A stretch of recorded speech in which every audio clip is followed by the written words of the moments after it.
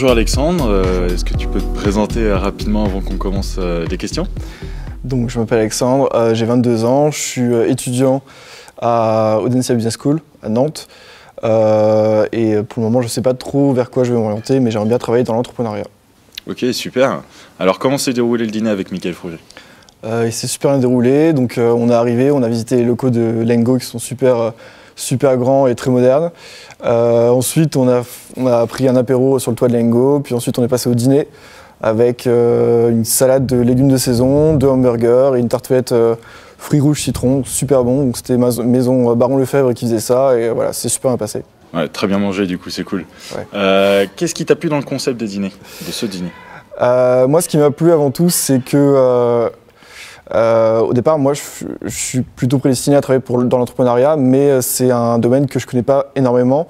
Et donc, ça a permis finalement de démystifier un peu tout ça et d'aborder beaucoup plus sereinement la fonction d'entrepreneur, mais même de salarié dans une start-up. En plus de ça, je pense que ce concept peut vraiment forcer le destin et peut provoquer des rencontres qui peuvent être vachement intéressantes, tant au niveau personnel qu'au niveau professionnel. Alors, en parlant de rencontres, est-ce que tu penses avoir fait des rencontres importantes le soir du dîner de Mickaël Froger? J'avais jamais rencontré de personnes, d'entrepreneurs, donc c'était un peu la première fois que j'étais en contact avec ce domaine et j'avais des idées un peu préconçues. Par exemple, une grosse entreprise ne peut pas exister en dehors de Paris, une entreprise qui a moins de 10 ans d'existence, elle ne peut pas lever des fonds. Et finalement, avec Lengo qui est basé à Nantes, et avec Mickaël, donc son fondateur, j'ai vu que finalement c'était possible pour tout le monde de réussir et de faire une énorme entreprise. En plus, c'était vachement intéressant d'entendre parler Mickaël sur son domaine d'expertise, les nouvelles technologies. Et donc voilà, Mickaël, c'était une rencontre super intéressante et très enrichissante pour ma part. Comment est-ce que tu vois le futur des dîners? Je pense que ça peut se diversifier au niveau des intervenants. Je pense que de plus en plus, vous pourrez avoir des intervenants de tout domaine, que ce soit politique, artistique ou encore des entrepreneurs.